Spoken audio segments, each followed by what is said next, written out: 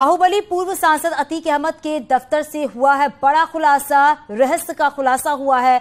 अतीक अहमद चकिया स्थित दफ्तर में बैठकर दरबार सजाता था। ये बड़ी बात सामने निकल कर आ रही है। अतीक के दफ्तर में विदेशी लड़कियां आती थी, ये भी बात सामने आई है। और यहां पर हुक्का पार्टी का दफ्तर भी चलता था।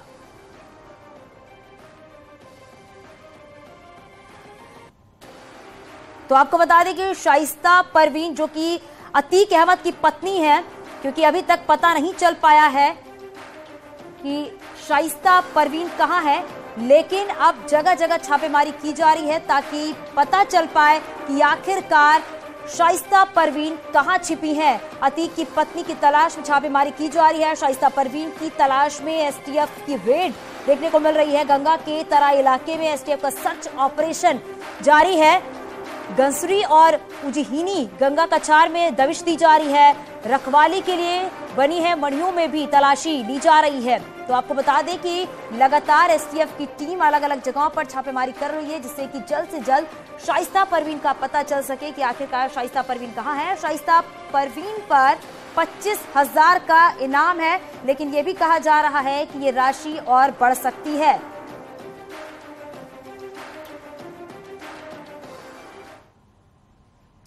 माफिया अतीक अहमद के दफ्तर से बड़े राज का पर्दाफाश हुआ है। अतीक अहमद चकिया के दफ्तर में बैठकर दरबार सजाता था।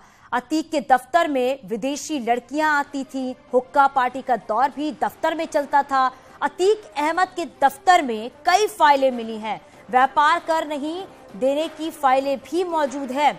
अतीक अहमद का रेलवे के स्क्रैप के कारोबार पर भी एक छत्र राज था। अतीक के इस दफ्तर में एक टॉर्चर रूम भी है। बताया भी जाता है कि इसी टॉर्चर रूम में उमेश पाल को 2006 में अगवा करके लाया गया था। अतीक अहमद के दफ्तर के एक हिस्से में 2 मजार भी मौजूद है। ये मजार अतीक अहमद के रिश्तेदारों की बताई जा रही है।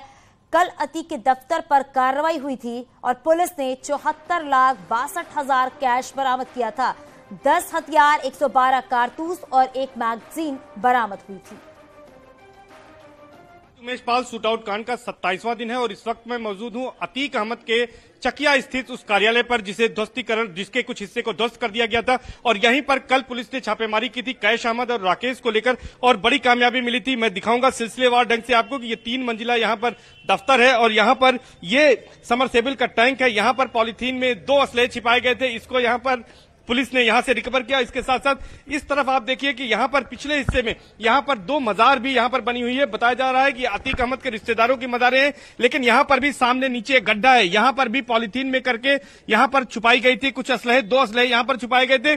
तो इस तरह से यहां पर छुपाए गए थे और जो अभियुक्त गिरफ्तार किए गए थे कैश अहमद और राकेश, उनके निशानदेही पर यह बरामद किया गया था। और हम सिलसिलेवार ढंग से दिखाएंगे दर्शकों को, वो कमरा दिखाएंगे जहां पर कैश बरामद हुआ था और कैश यहां पर बरामद हुआ था। और यहीं पर नोटों को गिनने के लिए मशीन मंगाई गई थी और कुछ असलहे यहां से भी बरामद हुए थे। ये वो कमरा है जहां पर कैश छुपा कर रखा गया था।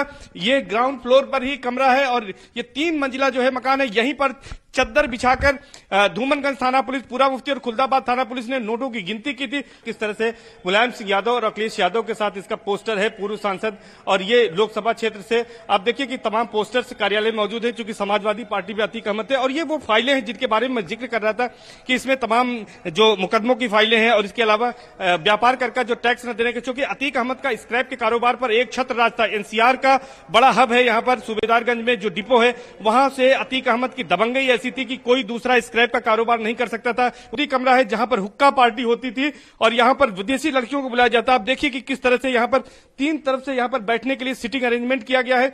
और इसके साथ ही साथ यहां पर मुजरा होता था, बताया जाता है कि, और यहां पर अतीक अहमद और अशरफ जो उसका भाई है पूर्व विधायक खालिद अजीम उर्फ अशरफ, वो यहां पर बैठते थे। और यहां पर जो यहां पर काम होता था वो बिल्कुल जो है वो आप समझिए कि अब इसका खुलासा न्यूज 18 ग्राउंड जीरो पर कर रहा है कि किस तरह से यहां पर इनकी दबंगई थी। और ये दफ्तर नहीं था, सिर्फ यहां पर जनता की फरियाद नहीं सुनी जाती बल्कि ऐशो आराम की सब चीजें यहां पर मौजूद रहती थी। अतीक अहमद के जेल जाने के बाद पिछले 7 साल से अतीक अहमद जेल में है, तो इन कमरों में यहां पर अपराधियों का ठिकाना था, अड्डा था, तो यहां पर आते थे। और यही वजह है कि यहां पर रुपए और यहां पर हथियारों को यहां पर छुपाया गया था। और देखिए कि यहां पर जब बसपा में शामिल हुए यहां अतीक अहमद की पत्नी, उसके बाद का ये पोस्टर उमेश पाल हत्याकांड के आरोपी अतीक अहमद के जिन 5 करीबियों को कल गिरफ्तार किया गया था, उन्हें आज कोर्ट में पेश किया जाएगा। इससे पहले कल प्रयागराज पुलिस ने गिरफ्तार आरोपियों की निशानदेही पर अतीक अहमद के ऑफिस पहुंचकर खुदाई की। खुदाई में 74 लाख से ज्यादा कैश, 5 पिस्टल, 5 तमंचे और 112 कारतूस बरामद कर लिए गए हैं।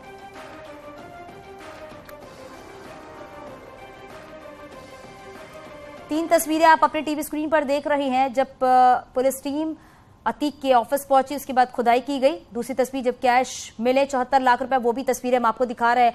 और इस बीच ईडी अब अतीक और उसके गैंग पर सख्त शिकंजा कसने की तैयारी कर रही है। सूत्रों की माने तो जो नई जानकारी सामने आई है, उसके बाद इस केस में ईडी भी कार्रवाई कर सकती है। ईडी के रडार पर लखनऊ, प्रयागराज सहित कई अलग अलग शहरों में स्थित करीब 100 करोड़ की प्रॉपर्टी है। जांच एजेंसी जल्द ही इन संपत्तियों को अटैच कर सकती है।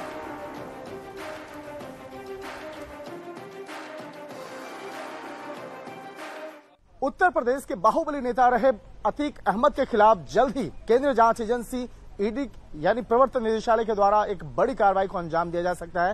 हालांकि अतीक अहमद की बात करें तो पिछले काफी समय से वो गुजरात स्थित जेल में कैद है और वो सुप्रीम कोर्ट के ऑर्डर के बाद वो साल 2009 में ही गुजरात स्थित जेल में उनको शिफ्ट किया गया था। लेकिन जिस तरह से इस मामले में अतीक अहमद और उससे जुड़े हुए उनके परिवार के कई सदस्यों के खिलाफ जांच एजेंसी के द्वारा कार्रवाई चल रही है, कुछ नए अपडेट्स मिले हैं, कुछ नए इनपुट्स मिले हैं, उसी के आधार पर यह जानकारी मिली है तकरीबन 100 करोड़ से ज्यादा का जो आर्थिक साम्राज्य है उसको ध्वस्त करने की तैयारी अब ईडी के द्वारा की जा रही है। इस वक्त मैं ईडी मुख्यालय पे हूं और अगर ईडी मुख्यालय के सूत्रों के अगर माने तो जिस तरह से बकायदा प्रयागराज में चर्चित Umesh Pal shoot out case में जिस तरह से ईडी की जो एंट्री है वो भी होने की संभावना जताई जा रही है और जिस तरह से बकायदा माफिया अतीक अहमद और उसके परिजनों के खिलाफ जो तमाम जो जानकारियां मिली, तमाम जो सबूत मिले, उसी के आधार पर जल्द ही कार्रवाई को अंजाम दिया जाएगा। आगे भी खबरें जारी है। रुकिए, छोटे से ब्रेक के लिए चलते